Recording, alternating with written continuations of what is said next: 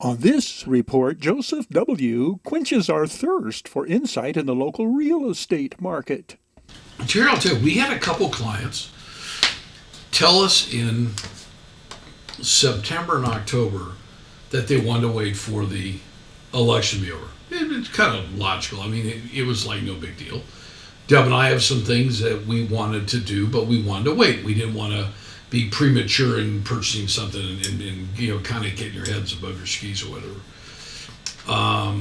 Everybody I have talked to, even some of our clients that were Democratic, okay, have said, I feel good about where things are. I obviously didn't like the election, but they all like real estate and they all want to make some money. And while the Fed controls the interest rates and Powell's not going to resign anytime soon and his term is not over until 26, I think interest rates will start to, what was it, 3 days after they cut the rate by a quarter, right after the election, which I thought was kind of weird why he didn't do it like the day before, because while the Fed's not supposed to be political, I still think that it is.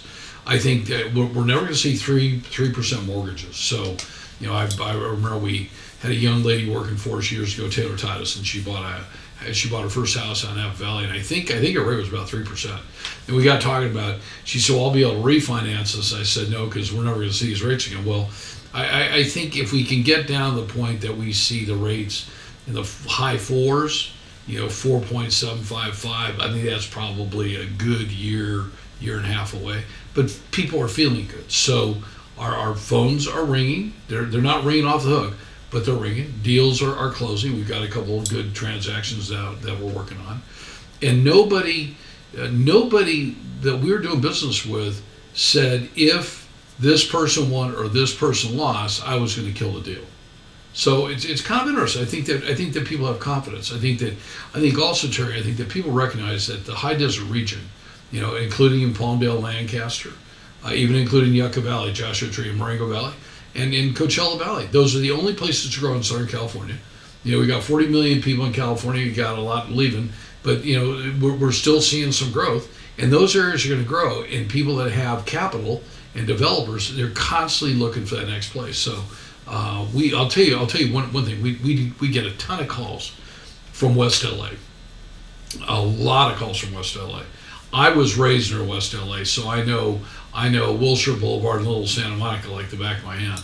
And sometimes I think to myself, I like to go down there for a day and have one of those boards that, have land for sale, Victorville, and see how many people pull over. But no, I think at the end of the day that people are very optimistic and nobody's bailing. And even if, you wanted, one person to win over the other, it's not stopping people from investing, I think. So it's all good. A report on economic development in the Victor Valley, Mojave River Valley is incomplete without an update on Silverwood. Well, first thing, for those that don't know about Silverwood's really been a vision for the last 40 years. It was Ranch Los Flores originally, then John O'Haney and his group of partners came in. He had some partners out of Dallas, Texas, and it took them, I don't know, it was like 6 years to re-entitle it. And after they got it re-entitled, they changed the name to Silverwood. So a couple major things that people don't realize. The money that's been raised from this has all been domestic money. And the man behind raising the last big tranche of it, about $65 million to get the project where it is today, his name's Ray Huerta, W-E-R-T-A. So who's Ray Huerta? In my world, he's the top of the top. Ray was former chairman of CBRE.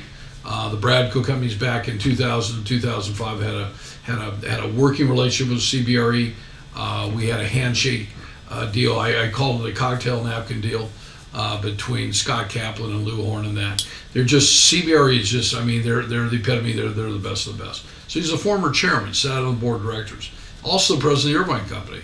I think the Irvine Company is one of the, if I were a young man, I would just love to move to Irvine and go to work for Don Brennan. I think Don's one of the brightest people in land planning and all that kind of stuff. So you have people like that have raised this money. They moved about 15 million cubic yards of dirt. They padded 634 lots. They've got 15,663 dwelling units that they're going to develop over 9,633 acres. They're building a community center right now. Deb and I, Deb's my wife, and Francisco Diaz, who's vice president of the company. We went down 3 weeks ago Monday, took lunch down to John, and sat down at the conference room table, and we got in the Jeep and went on out there. And Terry, it's like nothing that the high desert or the Mojave River Valley has ever seen. Absolutely nothing. From the topography to the elevation to the views, I'm going to tell you, I got to say, Ray Huerta and John Ohaney and your partners down there, who I met out of Dallas, Texas. We met one day at the Apple Valley Museum. You've just absolutely hit a home run. So they've got 5 builders. They should be starting construction on the models here probably, I think, in December. They believe that they'll have them finished by the end of February. So you got Hovanian, okay, that's a public builder. You've got Watt Homes, okay, Watt Homes is former Ray Watt, and Ray Watt used to be the secretary of HUD.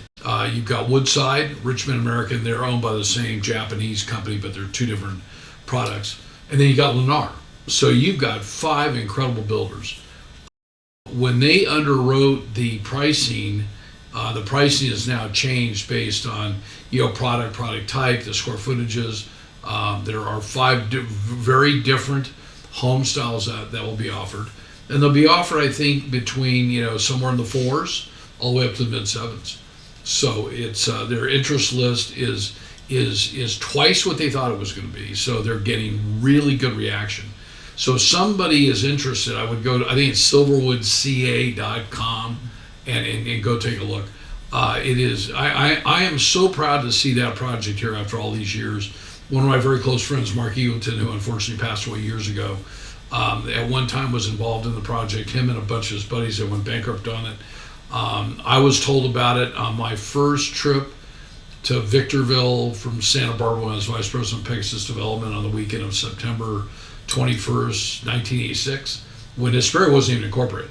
So the brokers driving us around pointed in that direction, said there's this huge project out there someday, and it finally came to. So it's a game changer for the high desert. I congratulate John Ohaney and his staff. Jonathan Weldy is a good friend that works down at Ray Huerta.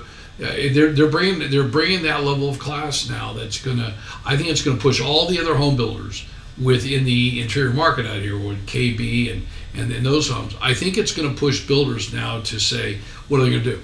Let me close and say this. They're building this as the smartest community in the United States of America. Yes, you heard me say that. They're building this as the smartest community in the United States of America. The master developer above them, above John and his group, is a company called DMB. They're based out of Scottsdale. I think they have 20 communities going across the country. Their first one was Mission Viejo.